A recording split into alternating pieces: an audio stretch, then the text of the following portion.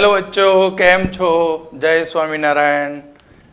પી block એલિમેન્ટની અંદર આજે આપણે પી વિભાગના સમૂહ 13ના તત્વોના રાસાયણિક પ્રતિક્રિયાત્મકતા વિશે આપણે જોઈશું. તો અહીંયા સૌથી પહેલાં રાસાયણિક ગુણધર્મની અંદર તેની ઓક્સિડેશન અવસ્થા અને રાસાયણિક પ્રતિક્રિયાત્મકતાના વલણો જોઈએ. તો ઓક્સિડેશન અવસ્થાની વાત કરીએ તો સમૂહ 13 જેની ઇલેક્ટ્રોન રચના છે NH2NP1 પ્રકારની છે.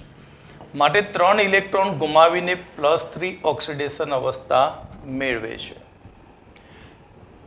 એટલે કે 3 ઇલેક્ટ્રોન કોઈ પણ તત્વ એક સાથે ના ગુમાવે, વારા પરથી એક ઇલેક્ટ્રોન દૂર થાય.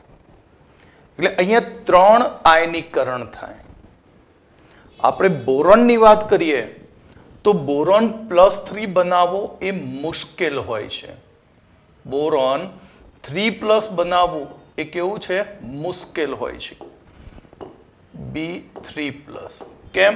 કારણ કે બોરોનમાંથી એક ઇલેક્ટ્રોન ગુમાવી B+ બનાવીએ ત્યારે તેની આયનીકરણ એન્થાલ્પી ડેલ્ટા H1, પછી B+ માંથી બીજો ઇલેક્ટ્રોન ગુમાવી B2+ બનાવીએ તો તેની આયનીકરણ એન્થાલ્પી ડેલ્ટા H2, અને B2+ માંથી ત્રીજો ઇલેક્ટ્રોન ગુમાવી B3+ બનાવીએ તો તેની આયનીકરણ એન્થાલ્પી તૃતીયક આયનીકરણ એન્થાલ્પી જે આપણને મળશે ડેલ્ટા IH3.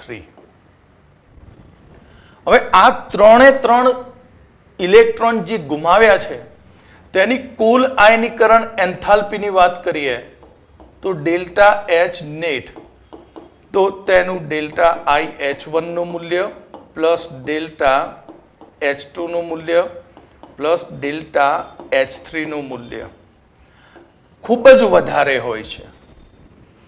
માટે તેની +3 ઓક્સિડેશન અવસ્થા બનાવતા બોરોનને એનું કેન્દ્ર રોકે છે.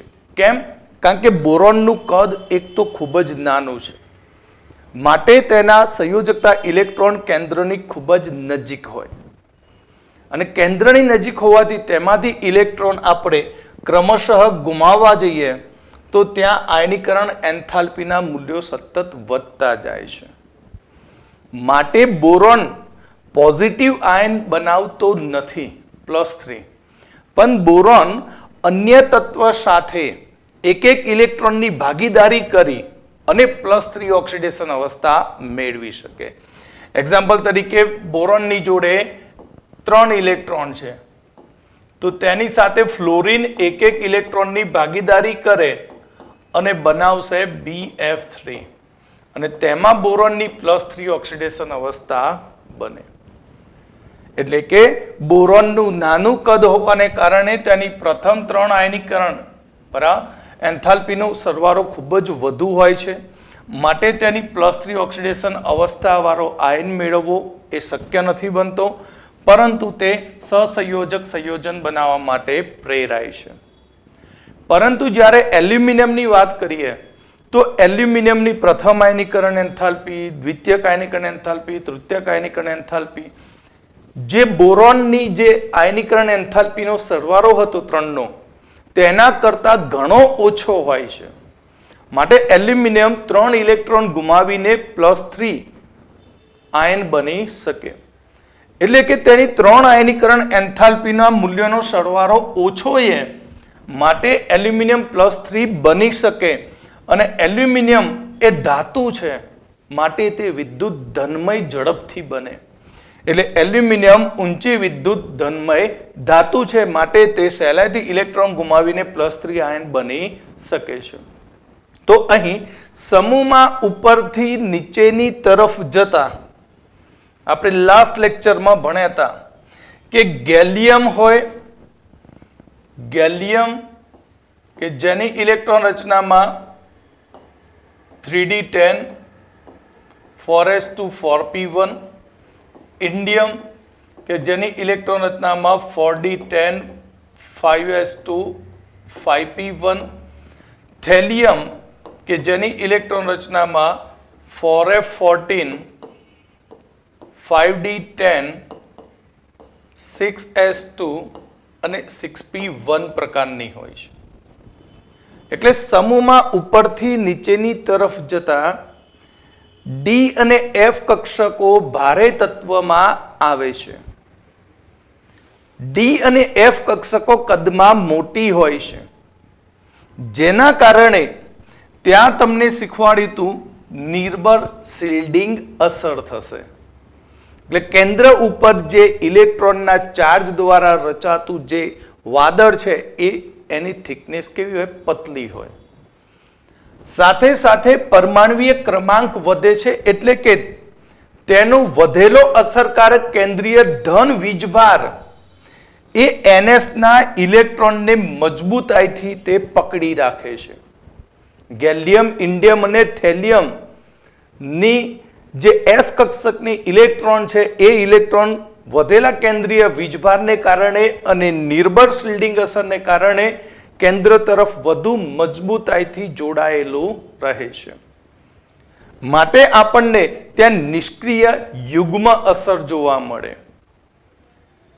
એટલે કે અહીં આ ઇલેક્ટ્રોન જે છે, બરાબર, કયા ઇલેક્ટ્રોન? તો 4s 5s અને 6s ના ઇલેક્ટ્રોન મજબૂતાઈથી આકર્ષાયેલા રહે. એટલે ગેલિયમ, ઇન્ડિયમ અને થેલિયમ માંથી આપણે માત્ર પી કક્ષકમાંથી સહેલાઈથી ઇલેક્ટ્રોન ગુમાવી શકીએ છીએ. માત્ર આપણે પી કક્ષકમાંથી ઇલેક્ટ્રોન સહેલાઈથી ગુમાવી શકીએ છીએ. પરિણામે ગેલિયમ, ઇન્ડિયમ અને થેલિયમ જેવા તત્વમાં આપણને બે પ્રકારની ઓક્સિડેશન અવસ્થાઓ મળે. એક તો સમૂહ આંક પ્રમાણે +3 અસર, +3 ઓક્સિડેશન અવસ્થા, અને નિષ્ક્રિય યુગ્મને લીધે આપણને +1 ઓક્સિડેશન અવસ્થા મળે. પરંતુ સ્થાયી વધુ ક્યાં હોય? તો જ્યાં સહેલાઈથી ઇલેક્ટ્રોન ગુમાવી શકાતો હોય ત્યાં. એટલે પીનો ઇલેક્ટ્રોન સહેલાઈથી ગુમાવી શકતો હોવાને કારણે ગેલિયમ, ઇન્ડિયમ અને થેલિયમમાં +1 ઓક્સિડેશન અવસ્થા આપણને વધુ સ્થાયી જોવા મળે છે. અને તેમની સ્થાયીતાનો ક્રમ જેમ પરમાણુનું કદ વધતું જશે તેમ તેની સ્થાયીતાનો ક્રમ +1 નો વધતો જશે. એટલે સૌથી ઓછી સ્થાયીતા જોઈએ તો એલ્યુમિનિયમનું કદ નાનું છે, પછી તેનાથી આગળ વધીએ તો કદમાં ક્રમશઃ વધારો થાય છે. માટે +1 ઓક્સિડેશન અવસ્થાની સ્થાયીતાનો ક્રમ aluminium less than gallium less than indium less than thallium આપણને જોવા મળે છે. અહીં +3 ઓક્સિડેશન અવસ્થા એ વધુ ઓક્સિડેશન કરતાની લાક્ષણિકતા ધરાવે છે. +3 ઓક્સિડેશન અવસ્થા સમૂહ ના તત્વો માટે વધુ ઓક્સિડેશન અવસ્થાની લાક્ષણિકતા દર્શાવે છે. અહીં +1 ઓક્સિડેશન અવસ્થાની આપણે વાત કરીએ તો ઉર્જા આધારિત +1 ઓક્સિડેશન અવસ્થાવાળા સંયોજનો જે +3 ઓક્સિડેશન અવસ્થાવાળા સંયોજનો કરતાં વધુ આયનીય હોય છે. આયનીય મતલબ કે જે ધાતુઓ છે એ સહેલાઈથી ધન આયન બની શકે +1. કેમ? કારણ કે P નો ઇલેક્ટ્રોન ગુમાવવો એ સરળ છે, પણ NS નો ઇલેક્ટ્રોન ગુમાવવા મુશ્કેલ છે. એટલે +1 આયન જેટલો સરળતાથી બને તેટલો ઋણ આયન સાથે સહેલાઈથી આકર્ષણ પામીને ત્યાં MX પ્રકારના, આપણે MX તરીકે કોઈ બી ઋણ આયન, હેલાઇડ ના સમજતા, તો ત્યાં સહેલાઈથી તે આયનીય સંયોજન બનાવે છે. તો ત્રિસંયોજકતા વાળા અણુઓમાં વાત કરીએ કે આપણે BF3 અણુ લઈએ તો BF3 હમણાં કહ્યું કે B ની ઓક્સિડેશન સ્થિતિ +3 છે. તો +3 સંયોજકતા વાળા સંયોજનની અંદર મધ્યસ્થ પરમાણુ બોરોન છે, તો તેની પાસે કેટલા ઇલેક્ટ્રોન હશે? 6 ઇલેક્ટ્રોન. 2 2 4 અને 2 6. અષ્ટક પૂર્ણ થતું નથી. એટલે કે ઇલેક્ટ્રોનની શું ધરાવે છે? ઉણપ ધરાવતા હોય છે. તો અહીં ઇલેક્ટ્રોન ઉણપવાળા આપણને સંયોજનો મળે. BF3 નું સંકરણની વાત કરીએ તો મેં તમને કેમિકલ બોન્ડિંગમાં શીખવાડ્યું કે તમારે SN શોધવાનો, બોન્ડ પેર પ્લસ લોન પેર. અહીંયા એક પણ લોન પેર નથી, 3 બોન્ડ પેર છે. 3 બોન્ડ પેર છે માટે સંકરણ થશે sp2 સંકરણ થશે. તો ઇલેક્ટ્રોન ઉણપવાળા અણુઓ જે સ્થાયી ઇલેક્ટ્રોન રચના પ્રાપ્ત કરવા માટે એક ઇલેક્ટ્રોન યુગ્મનો તે સ્વીકાર કરી શકે. કારણ કે આની ફરતે 6 ઇલેક્ટ્રોન છે, જોઈએ છે કેટલું? એક જ ઇલેક્ટ્રોન યુગ્મ. પરિણામે આ તત્વો, આ સંયોજનો એ એક ઇલેક્ટ્રોન યુગ્મનો સ્વીકાર કરી શકે. અને ઇલેક્ટ્રોન યુગ્મ જ્યારે કોઈ મેળવે ત્યારે તે સંયોજન લુઈસ એસિડ તરીકે વર્તે છે. અને સમૂહમાં આ લુઈસ એસિડ તરીકેનું ક્રમાંક એ અહીં ઋણ આયનના કદમાં જેમ જેમ વધારો થશે તેમ તેમ તેની લુઈસ એસિડ તરીકેની વર્તણૂકમાં ઘટાડો થશે. એટલે કે BF3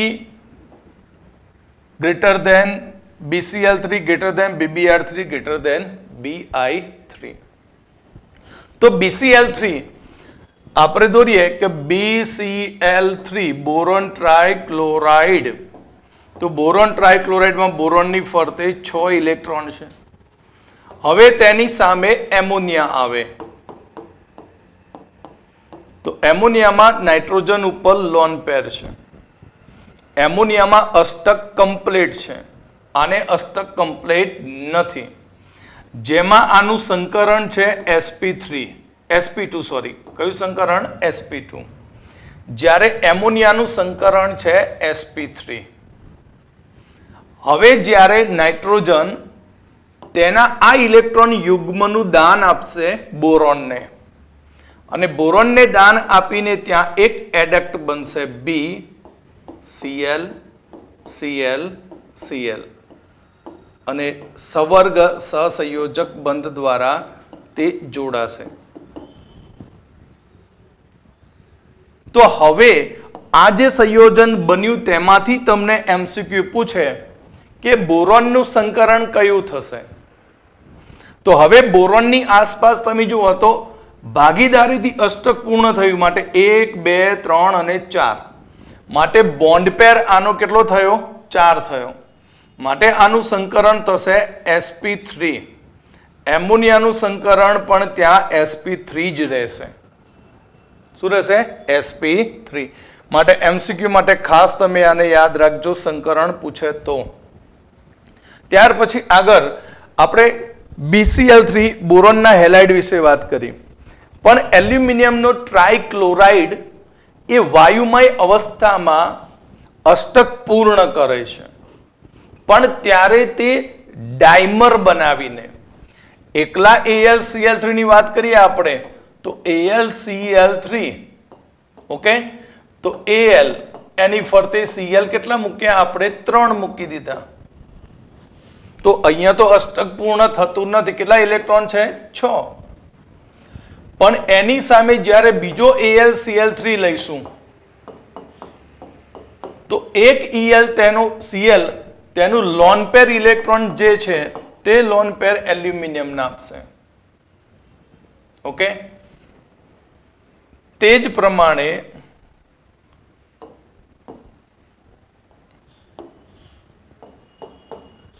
પ્રમાણે આ Cl આને લોન પેરનું દાન આપશે. ચલો વ્યવસ્થિત આને બનાવું.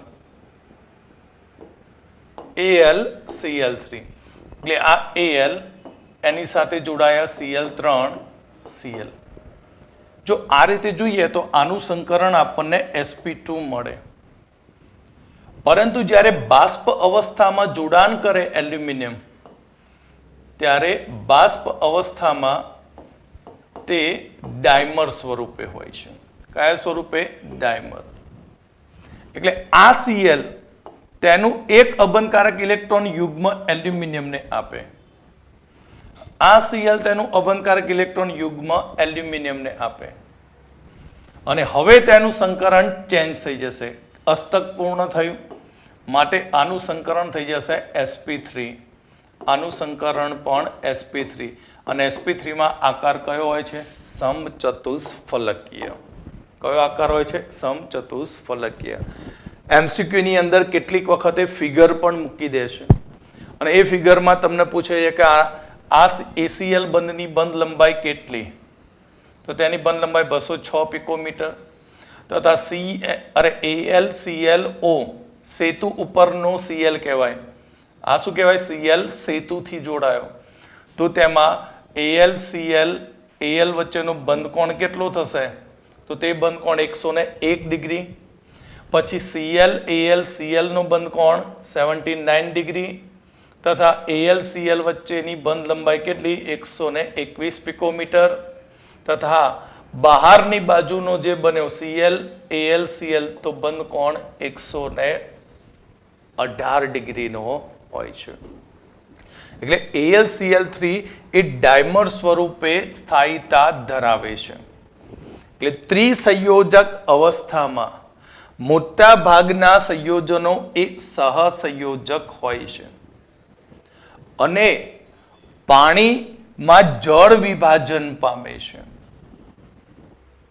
જો ટ્રાયહેલાઇડની વાત કરીએ તો પાણીમાં જળ વિભાજન પામીને તે MOH4- બનાવે. એટલે ધારો કે મેં અહીંયા કોઈ MX3 પ્રકારનો હેલાઇડ લીધો છે પ્લસ તેમાં મેં લીધું H2O. તો H2O માંથી મળશે આપણને H+ અને OH-. અહીંયા તમને ક્વેશ્ચન એ થાય કે અહીંયા તો 4 OH લીધા છે, Cl X કેટલા છે? 3.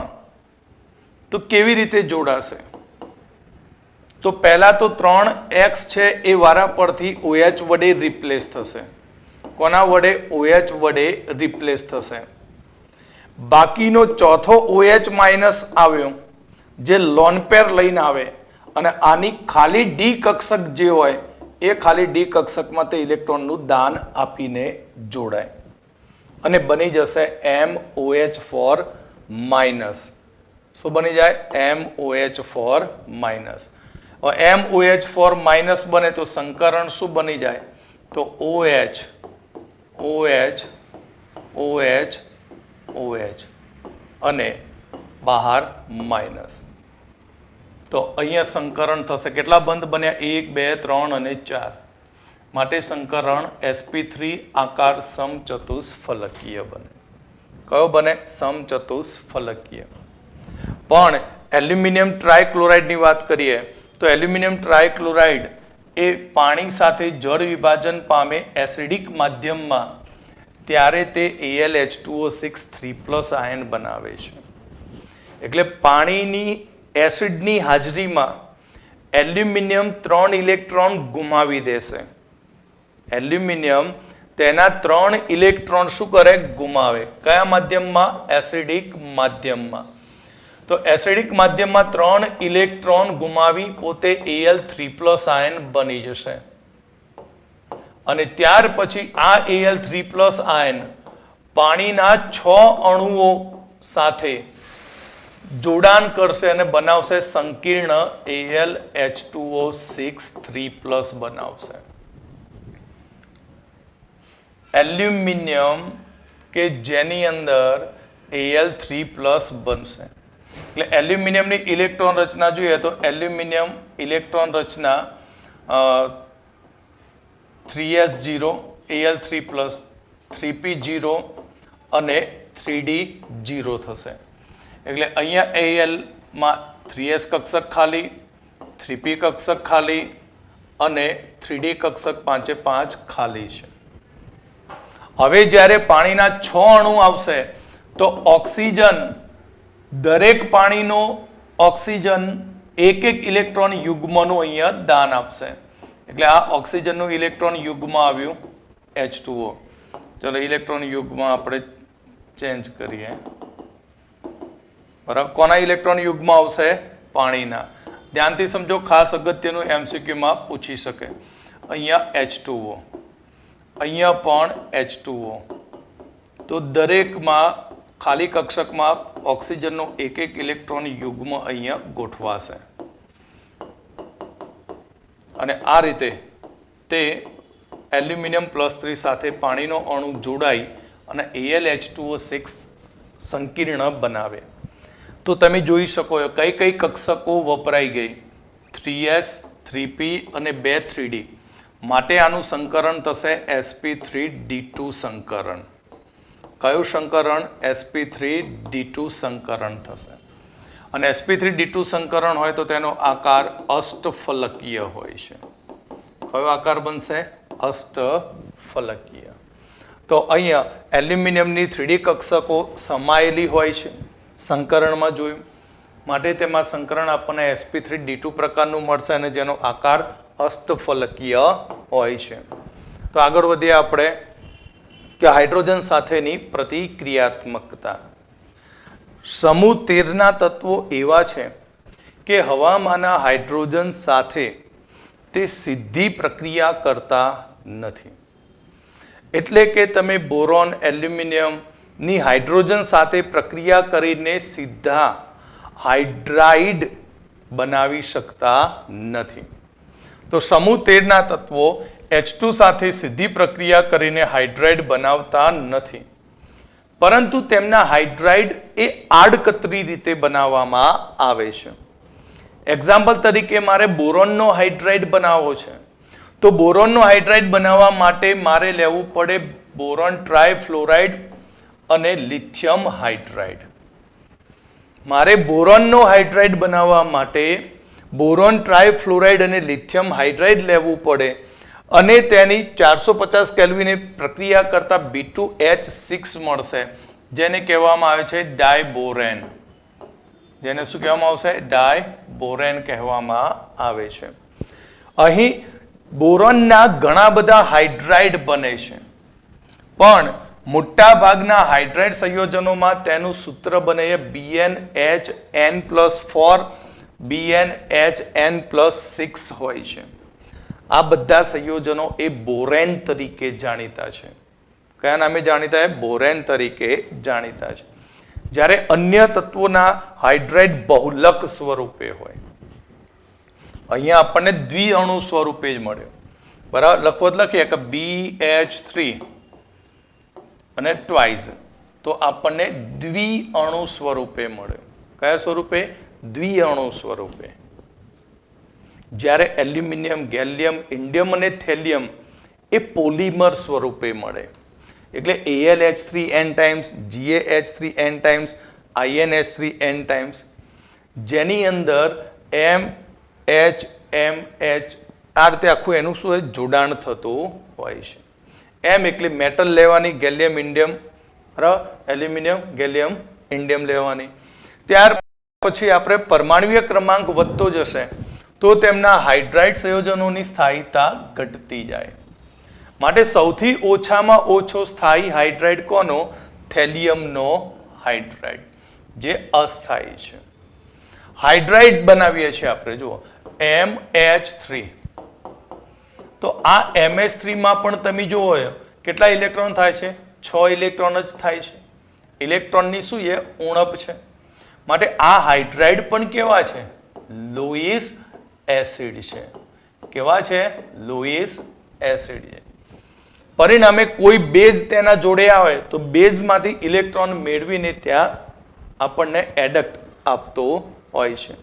જેમ કે બેઝ પ્લસ MH3. તો અહીંયા આ ઇલેક્ટ્રોનનું દાન આપી સવર્ગ સહસંયોજક બંધ બનાવશે. શું બનાવશે? સવર્ગ સહસંયોજક બંધ. એલ્યુમિનિયમ, ગેલિયમ ના બહુલક હાઇડ્રાઇડ સંયોજનો ઉપરાંત એલ્યુમિનિયમનો એક સૌથી જાણીતો અને સૌથી ઉપયોગી હાઇડ્રાઇડ ઓર્ગેનિક કેમિસ્ટ્રી માટેનો છે, જેનું IUPAC નામ તમારે યાદ રાખવાનું છે.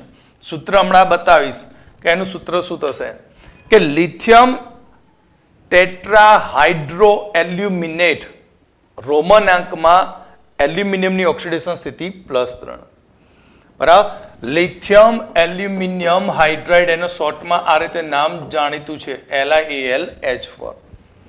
પણ એનું જ્યારે IUPAC નામ બનાવીએ તો IUPAC નામ બનશે લિથિયમ ટેટ્રા હાઇડ્રો એલ્યુમિનેટ.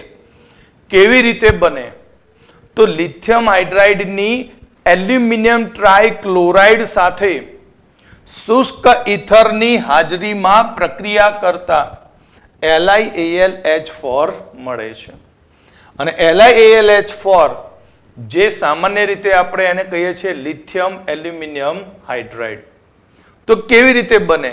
તો 4 મોલ લિથિયમ હાઇડ્રાઇડની એલ્યુમિનિયમ ટ્રાયક્લોરાઇડ સાથે 4 મોલ લિથિયમ હાઇડ્રાઇડની એલ્યુમિનિયમ ક્લોરાઇડ સાથે શુષ્ક ઇથરની હાજરીમાં પ્રક્રિયા કરીએ તો લિથિયમ એલ્યુમિનિયમ હાઇડ્રાઇડ LiAlH4 મળતો હોય છે, જે ઓર્ગેનિક કેમિસ્ટ્રીની અંદર વપરાતો સૌથી સારામાં સારો પ્રબર રિડક્શન કરતા છે.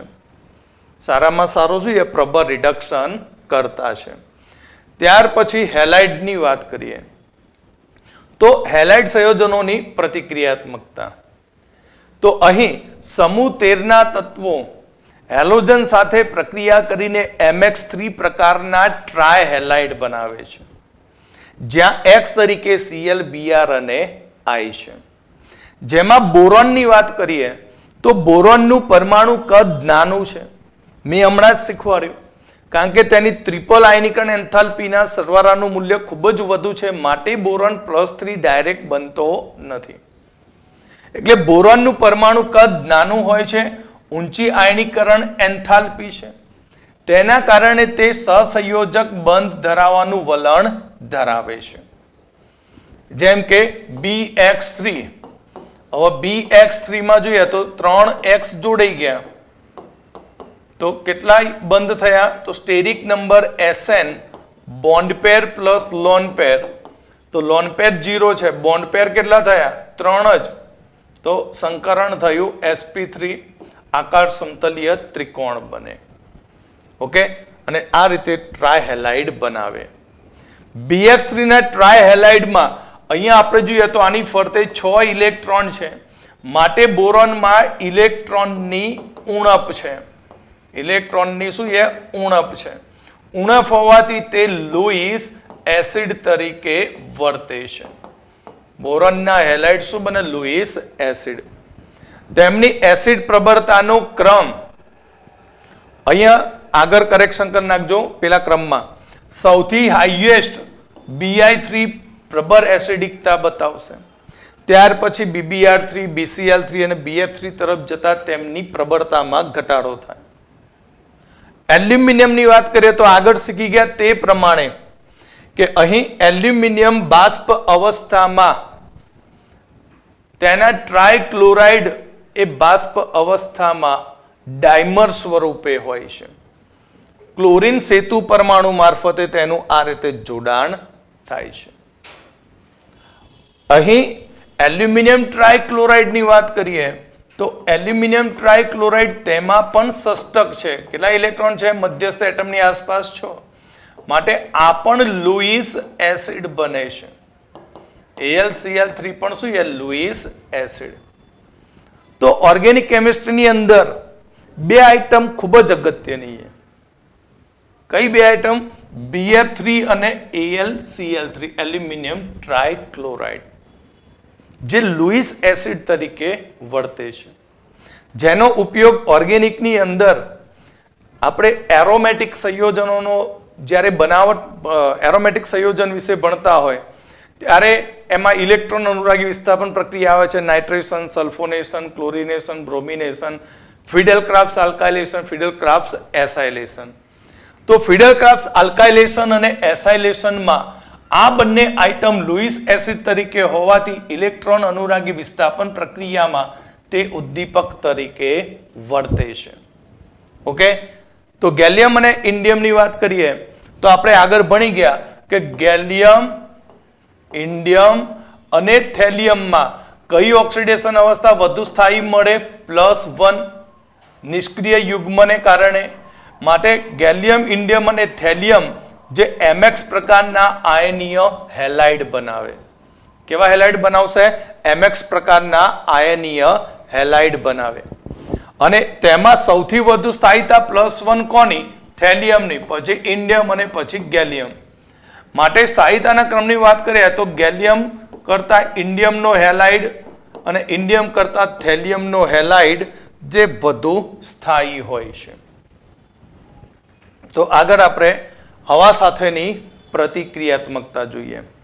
કોની સાથેની પ્રતિક્રિયાત્મકતા? હવા સાથેની.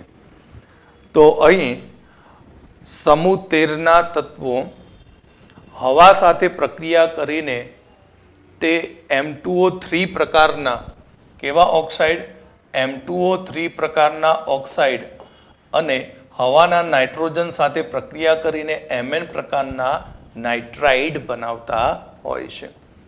તો બોરોન એવી હીરા જેવી સ્ફટિકમય બંધારણ ધરાવે છે. બોરોન એ હીરા જેવો હોય છે, પરિણામે તે અપ્રતિક્રિયાત્મક હોય છે.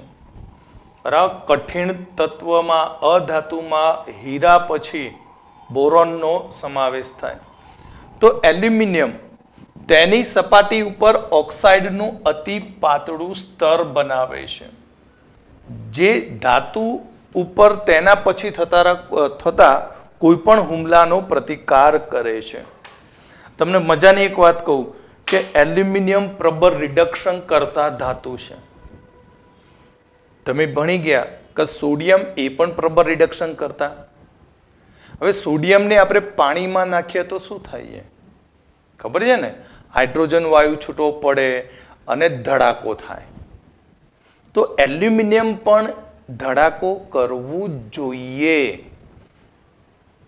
બરાબર. આપણે તો ઘરની અંદર સવારે ઉઠે એટલે એલ્યુમિનિયમના તપેલામાં પાણી ગરમ કરીએ છીએ, છતાં પણ બોમ્બ ફૂટતા જ નથી. કારણ કે એલ્યુમિનિયમ કેટલી ક્વોન્ટિટીમાં હોય? 5 કિલોનું તપેલું હોય. બરાબર. 5 કિલોમાં પાણી ભરો તો શું હાલત થાય? આખી સોસાયટી બ્લાસ્ટ થઈ જાય. પણ એવું કશું થતું નથી. કેમ? કારણ કે એલ્યુમિનિયમ હવાના ઓક્સિજનના સંપર્કમાં આવે કે તરત જ તેની સપાટી ઉપર Al2O3 ઓક્સાઇડનું એક બારીક પતલું સ્તર બનાવે છે. અને એ સ્તર એલ્યુમિનિયમને નિષ્ક્રિય કરી નાખે છે. એટલે એલ્યુમિનિયમના તપેલામાં પાણી ભરવાથી કોઈ પ્રક્રિયા થતી નથી. પણ એલ્યુમિનિયમની ભલે આ નિષ્ક્રિયતા હોય, પણ એલ્યુમિનિયમનો યુઝ એ માણસ માટે લાંબા સમય સુધી યુઝ કરવો, એમાં રસોઈ કરવી એ હાનિકારક છે. બરાબર. એટલે એલ્યુમિનિયમના તપેલામાં વપરાશ ઓછો કરવો. તો એના ઉપર બાહ્ય કોઈ હુમલો થતો નથી. અસ્ફટિકમય બોરોન અને એલ્યુમિનિયમ હવા સાથે સીધી પ્રક્રિયા કરીએ ગરમ કરીને તો B2O3 અને Al2O3 બનાવે. અને ઊંચા તાપમાને તેઓ નાઇટ્રાઇડ બનાવશે. કેવા નાઇટ્રાઇડ બનાવે? Bn અને Aln આ પ્રકારના શું બનાવશે? નાઇટ્રાઇડ બનાવશે. તો એમના સમીકરણ જોઈએ. E મતલબ metal element, 2E + 3O2 gas gives 2E2O3 solid. બરાબર. 4 આવશે અહીંયા, સોરી, 2E2O3 solid.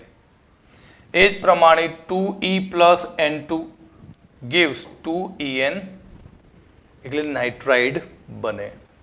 તો અહીંયા આપણને જે ઓક્સાઇડ મળે, તો સમૂહ 13 ની અંદર આપણને જે બી ઓક્સાઇડ મળશે, boron trioxide, aluminium trioxide, gallium trioxide, indium trioxide, thallium trioxide, તો આ બધામાં તમે જાણો છો ઉપરથી નીચેની તરફ જતા તેમનો અધાત્વીય ગુણ ઘટે છે અને ધાત્વીય ગુણ વધે છે.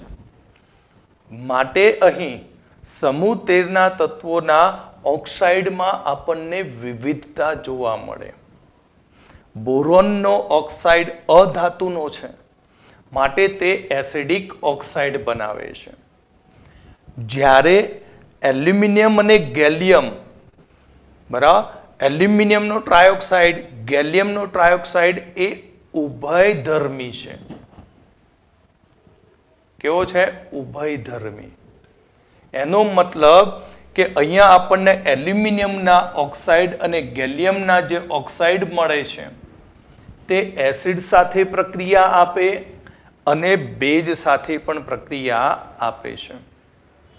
જ્યારે ઇન્ડિયમ અને ગેલિયમના બરાબર ઇન્ડિયમ ટ્રાયોક્સાઇડ, ગેલિયમ ટ્રાયોક્સાઇડ એ ધાતુઓ છે, માટે તેમના ઓક્સાઇડ એ બેઝિક હોય છે. કેવા હોય છે? Basic oxide. કારણ કે આ ઓક્સાઇડ પાણીમાં નાખીએ તો સોડિયમ હાઇડ્રોક્સાઇડ બનાવી દે, માટે તે બેઝિક ઓક્સાઇડ કહેવાય. બોરોનના ઓક્સાઇડને પાણીમાં નાખો તો બોરિક એસિડ બનાવી દે, માટે એસિડિક ઓક્સાઇડ. આ નરોવા કુંજરાય એસિડ સાથે પ્રક્રિયા આપે અને બેઝ સાથે પણ પ્રક્રિયા આપે, માટે તેને કહીશું આપણે ઉભયધર્મી ઓક્સાઇડ કહેવામાં આવે છે. ઓકે, હવે આપણે એસિડ અને આલ્કલી સંયોજનો પ્રત્યેની પ્રતિક્રિયાત્મકતા. એસિડ અને આલ્કલી સાથે સમૂહ 13 માંથી કઈ ધાતુ પ્રક્રિયા આપી શકે એ ખબર હોવી જોઈએ. બોરોનની વાત કરીએ તો બોરોન મધ્યમસર તાપમાને બોરોન એસિડ કે બેઝ સાથે પ્રક્રિયા કરતો નથી. પતી ગયું. પણ એલ્યુમિનિયમ એવું હલકું પ્રાણી છે, એવી હલકી મેટલ છે કે જે એસિડ સાથે પ્રક્રિયા આપે છે અને બેઝ સાથે પણ પ્રક્રિયા આપે છે. એલ્યુમિનિયમ ખનિજ એસિડ, મિનરલ એસિડ. આ ખનિજ એસિડ એ બધું કોને કહેશો ખબર છે તમને? ખનિજ એસિડ એટલે HCl, H2SO4, HNO3, આ બધા ખનિજ એસિડ કહેવાય. અને જલીય આલ્કલીમાં તે ઓગળે છે. એલ્યુમિનિયમ HCl માં બી ઓગળી જાય, સલ્ફ્યુરિક એસિડમાં પણ ઓગળે, અને નાઇટ્રિક એસિડ નહીં, કેન્સર. પછી એમને કહું કેમ એને કેન્સલ કર્યું. તો એલ્યુમિનિયમ એક ખનિજ એસિડ જેવા કે HCl, H2SO4 માં ઓગળી જાય, જલીય આલ્કલી જેવા કે NaOH, KOH માં પણ ડિઝોલ્વ થઈ જાય અને હાઇડ્રોજન વાયુ મુક્ત કરે. માટે એલ્યુમિનિયમ એ ઉભયધર્મી ધાતુ છે. એલ્યુમિનિયમ કેવી છે? ઉભયધર્મી ધાતુ છે. એલ્યુમિનિયમની મેં કહ્યું કે નાઇટ્રિક એસિડ સાથે પ્રક્રિયા નથી થતી. કેમ? કારણ કે નાઇટ્રિક એસિડ HNO3 જે છે ભાઈ, કોણ? HNO3. HNO3 એ પ્રબળ ઓક્સિડેશન કરતા છે. એટલે જેવું એલ્યુમિનિયમ નાઇટ્રિક એસિડના સંપર્કમાં આવે કે તરત જ તેની સપાટી ઉપર Al2O3 નું એક રક્ષણાત્મક કવચ બની જાય. પરિણામે નાઇટ્રિક એસિડ સાથે પ્રક્રિયા આપે નહીં. ખાસ MCQ માટે યાદ રાખવું જ પડશે. એલ્યુમિનિયમ નાઇટ્રિક એસિડ સાથે પ્રક્રિયા આપતો નથી. તો જેમ કે એલ્યુમિનિયમની મંદ HCl ની અંદર ઓગાળીએ તો ડાયહાઇડ્રોજન વાયુ મુક્ત કરે, એટલે કે 2Al + 6HCl. તો એલ્યુમિનિયમ 3 ઇલેક્ટ્રોન ગુમાવી Al3 + 6Cl - + 3H2. એટલે ત્યાં આપણે લખવું તો લખી શકીએ AlCl3 2 ટાઈમ્સ મળશે. શું મળશે? AlCl3. તે જ પ્રમાણે નાઇટ્રિક એસિડ સાથે પ્રક્રિયા નથી આપતો. કેમ? કારણ કે તેની સપાટી ઉપર Al2O3 નું રક્ષણાત્મક કવચ બને અને એલ્યુમિનિયમને નિષ્ક્રિય કરી દે છે. જ્યારે આલ્કલીની વાત કરીએ તો એલ્યુમિનિયમ NaOH ની અંદર દ્રાવ્ય થાય તો ત્યાં NaAlOH4 બનાવતું હોય છે. આ પણ MCQમાં પૂછાઈ ગયું છે કે સોડિયમ એલ્યુમિનેટ, બરાબર, શોર્ટમાં કેવું હતું બીજું નામ? Sodium aluminate. તેનું IUPAC નામ શું? તો NaAlOH4 નું IUPAC નામ સોડિયમ ટેટ્રાહાઇડ્રોક્સો એલ્યુમિનેટ. તો જ્યારે એલ્યુમિનિયમની આપણે જલીય NaOH સાથે પ્રક્રિયા કરીએ તો તેમાંથી સોડિયમ એલ્યુમિનેટ બને અને હાઇડ્રોજન વાયુ મુક્ત થતો હોય છે. તો 2Al + 2NaOH + 6H2O. તો ત્યાં આપણને 2 NaAlOH 4 aqueous plus 3H2 gas મળે છે. હવે આપણે એવા ટોપિક વિશે જોઈશું કે જે પણ આપણે ભણ્યા તેનું રિવિઝન આ ટોપિકમાં. તો બોરોનના અગત્યના વલણો અને અનિયમિત ગુણધર્મ. તો સમૂહ 13 ના તત્વોની રાસાયણિક વર્તણૂકમાં આપણને કેટલીક વિવિધતા જોવા મળી. કોઈ પ્રક્રિયા બનાવે, પ્રક્રિયા ઝડપી કરે, કોઈ આયનીય સંયોજન બનાવે, કોઈ સહસંયોજક બનાવે, પાણી સાથે જળ વિભાજન પામીને MOH4- બનાવે, જ્યારે એલ્યુમિનિયમ છે એ MH2O6 3+ પ્રકારનો બનાવતો હોય. બરાબર. જ્યારે આપણે આગળ જોઈએ છે કે ગેલિયમ ઇન્ડિયમ થેલિયમમાં ડી કક્ષક આવેલી હોય છે, બોરોનમાં ડી કક્ષક નથી. માટે બોરોનની અંદર આપણને વધુમાં વધુ કેટલા સહસંયોજકતા જોવા મળે? તો 4 જોવા મળશે, જ્યારે બાકીના તત્વોમાં 4 થી વધુ જોવા મળે. આ બધું આપણે ભણી ગયેલા છે, એનું ફક્ત અહીંયા રિવિઝન. તો અહીંયા બધા જ તત્વો ટ્રાયહેલાઇડ, ટ્રાયક્લોરાઇડ, ટ્રાયબ્રોમાઇડ, ટ્રાયઆયોડાઇડ સંયોજનો સહસંયોજક સ્વભાવ ધરાવે, જેના કારણે તેનું પાણી વડે જળ વિભાજન થાય. જલીય માધ્યમમાં બોરોન સિવાયના અન્ય તત્વો જળ વિભાજન પામે ત્યારે એક MOH4- જેવો સમચતુષ્ફલકીય સંકીર્ણ આયન અને બીજો અષ્ટફલકીય MH2O6 3+ પ્રકારનો સંકીર્ણ આયન બનાવે છે. ઇલેક્ટ્રોનની ઉણપ છે બધા તત્વોમાં, અષ્ટક પૂર્ણ થતું નથી. તો ઇલેક્ટ્રોન ઉણપને કારણે તે મોનોમર સ્વરૂપના ટ્રાયહેલાઇડ સંયોજનો એ પ્રબર લુઈસ એસિડ તરીકે વર્તે છે. Monomer type Al monomer type મતલબ શું? કે આ AlCl3 લુઈસ એસિડ બની જાય, પણ Al2Cl6 ની વાત કરીએ તો તે આપણે લુઈસ એસિડ તરીકે લઈ શકતા નથી. ફક્ત કયા સ્વરૂપે લેવાનું? મોનોમર સ્વરૂપે. બોરોન ટ્રાયફ્લોરાઇડ એમોનિયા જેવા લુઈસ બેઝ સાથે સરળતાથી પ્રક્રિયા કરી અને બોરોન તેનું અષ્ટક પૂર્ણ કરે છે. જે મેં હમણાં જ આગળ શીખવાડ્યું કે બોરોનમાં 6 ઇલેક્ટ્રોન હોય, અષ્ટક પૂર્ણ કરવા માટે 1 જોઈએ તો એમોનિયા તેનું 1 ઇલેક્ટ્રોન યુગ્મનું દાન આપે અને બોરોનનું અષ્ટક પૂર્ણ થાય છે. અષ્ટક પૂર્ણ થાય ત્યારે બોરોનનું સંકરણ sp3 બને છે. આનું સંકરણ sp3, એમોનિયામાં પહેલેથી sp3 છે, જ્યારે આનું સંકરણ હતું sp2 હતું અને sp2 માંથી શું બની જાય? sp3 બને. બોરોનમાં ડી કક્ષક ગેરહાજર છે, તેના કારણે બોરોનની મહત્તમ સંયોજકતા કેટલી હોઈ શકે? 4. કેમ? કારણ કે બોરોનની અંદર 2s અને 2p છે. s ની સંખ્યા કેટલી? 1. p ની સંખ્યા 3. બરાબર, બંનેનો સરવાળો કરીશું તો 4 વધુમાં વધુ સંયોજકતા મળે. જ્યારે એલ્યુમિનિયમ અને અન્ય તત્વોની અંદર ડી કક્ષક હાજર હોવાને કારણે તેમની બંધન ક્ષમતા, સહસંયોજક ક્ષમતા, બીજો શબ્દ બંધન ક્ષમતા બી છે, તે બંધન ક્ષમતા 4 થી વધારે હોય છે. મોટા ભાગે અહીં ધાતુ હેલાઇડ સંયોજનો AlCl3 સેતુ મારફતે જોડાણ કરીને તે ડાયમર Al2Cl6 બનાવે છે. આ હેલોજન સેતુવાળા અણુઓમાં ધાતુ સ્પીસીઝ હેલોજન પાસેથી ઇલેક્ટ્રોન મેળવીને તેનું અષ્ટક પૂર્ણ કરે છે. મેં શીખવાડ્યું તો હમણાં જ કે Al Cl Cl Cl Al Cl Cl Cl. તો આની અંદર 6 ઇલેક્ટ્રોન થયા, આમાં પણ કેટલા ઇલેક્ટ્રોન થયા? 6. અષ્ટક પૂર્ણ કરવા માટે Cl સેતુ બનાવશે આની સાથે અને પોતાનું ઇલેક્ટ્રોન યુગ્મનું દાન આપશે. આ Cl સેતુ બનાવશે, ઇલેક્ટ્રોન યુગ્મનું દાન આપશે અને પછી તેનું અષ્ટક શું કરે? પૂર્ણ કરે છે. તો આજે આપણે આટલા સુધી આજનું લેક્ચર. બાકીનું હવે આપણે સંયોજનો વિશે ભણીશું નેક્સ્ટ લેક્ચરમાં.